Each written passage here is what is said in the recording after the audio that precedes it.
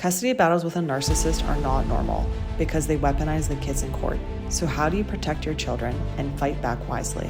Claire, whose name and voice have been changed for privacy, shares what actually works, how she did it, and the single most important thing you need to do when you present your case to the judge to increase your chances of getting the child custody.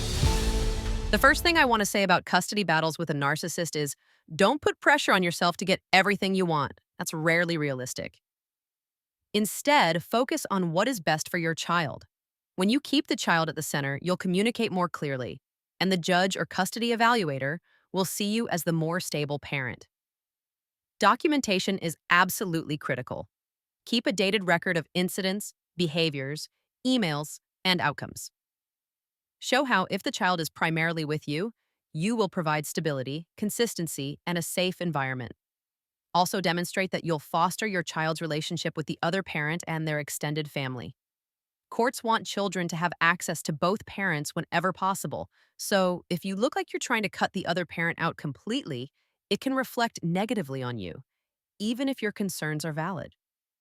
When presenting your concerns, always phrase them in terms of the child's best interest. For example, in my case, the evaluator said shared decision-making was likely. I explained that I was concerned my ex would obstruct every joint decision just to create conflict, which could harm our child. I made it clear that if I had primary decision-making, I would still communicate and ask for input from the other parent, but ultimately, one parent needed to make the final call to avoid endless delays. That showed I was cooperative, but also child-focused. Another example? My ex had a history of alcohol abuse. I didn't argue that my child should never see his father. Instead, I said, if my child spends time with his father, it needs to be in a safe, alcohol-free environment. Then I provided documented examples. This approach kept the focus on safety for the child rather than attacking the parent. The biggest takeaway is this: custody agreements are rarely permanent, and you don't need the perfect outcome right away.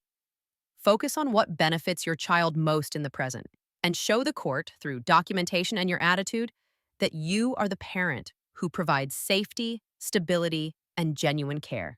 Next up, we discuss how to describe a narcissist in court. Click the video on the screen to watch it now.